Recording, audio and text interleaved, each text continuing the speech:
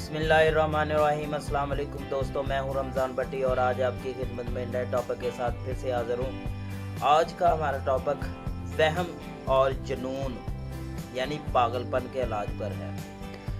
अगर किसी मरीज़ को वहम की ज़्यादती की वजह से जुनून यानी पागलपन का डर हो रहा हो, दिन में तरह तरह के ख्यालात सताते रहते हों, नींद कम आती है, बेचैनी रहती है, इसके इलाज के लिए बेहतरीन तरीका यानी नुस्खा जिसके मुतवातिर 21 दिन इस्तेमाल करने से बीमारी दूर हो जाएगी और मरीज़ की तबीयत दुरुस्त हो जाएगी। नुस्खा ये है जी, तरबूज के गुद्दे को निचोड़कर 1 पाव पानी निकाल लें, 1 पाव गाय का दूध लें जी और मिश्री 2.5 तोला।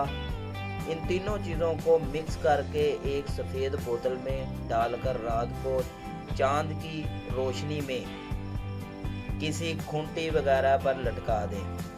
सुबह नहार मुँह मरीज़ को पिलाएं।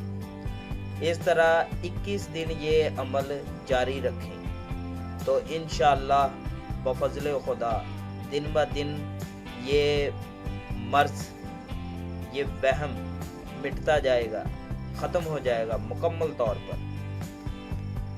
तो दोस्तों, उम्मीद करता हूँ आपको ये वीडियो पसंद आई होगी।